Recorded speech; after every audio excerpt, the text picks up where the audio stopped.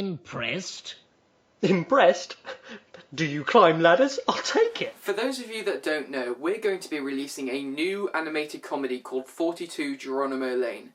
It features myself and all my other fellow FiveWhoFans members in cartoon form, and it features several Doctor Who references which I'm sure every Whovian will spot and enjoy. Problem is, the cartoon is due to come out in just a few days, and it's not finished yet. So, John came up to me and he said, Billy, I'm the animator, but I want you to do the colouring in. And I know that a lot of you are like, colouring in? That just sounds easy and simple. Well, it's not. There's a lot to it. And I thought, since we're coming up to 42 Geronimo Lane, you should get an impression of the amount of effort that goes into it. So I'm going to take you through my colouring in. Okay, so what I'm doing now is I'm printing out a frame. And a frame is a 25th of a second, and I've just printed out a blank frame that John's drawn. Okay, so we've got a picture of John now, and he's looking very plain and dull and boring here. You know, there's not very much going on. I mean, I'd say that colour contributes to about 70% of the viewer enjoyment. I mean, what's this? It's just a line, really, isn't it? So let's get started. Now I'm going to start with the hair, because that's one of the things I know about. I know how hair works. He's ginger. There we go, that looks about right, doesn't it? Incidentally, this is frame number 1073, so I've already done about 1,000 of these already.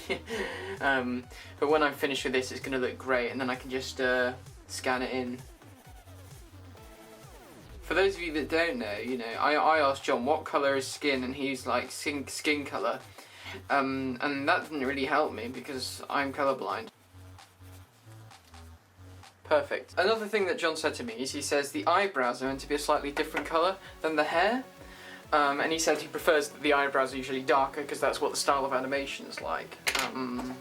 Unfortunately, I don't have a darker orange than this, so I'm going to have to improvise slightly and go for maybe something a little bit lighter than what you might be expecting, but it's still a different colour, so I'm sort of complying to the rule and then just making my own little...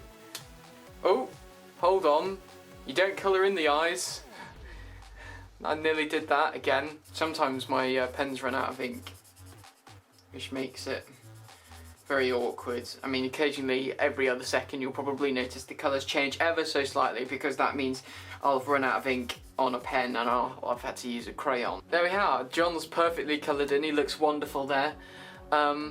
But now you're asking, well, what happens now? Because he's just got a plain background. What are we going to do with that? Well, John doesn't like me to do this, but I actually think that I'm quite an artist when it comes to backgrounds, making images really interesting. There we are, nice little Dalek in the background there. That'll only be there for one frame. Give it a nice, bright, colourful background because that kind of emphasises the character in the centre. Alright, I can't be arsed anymore with that. So okay, right, there we go. That's one frame completed. I'll put that into the scanner, put it into a Flash document, and there we go. Just approximately 10,000 frames left to go. So I better stop making this video and get around to doing the next one.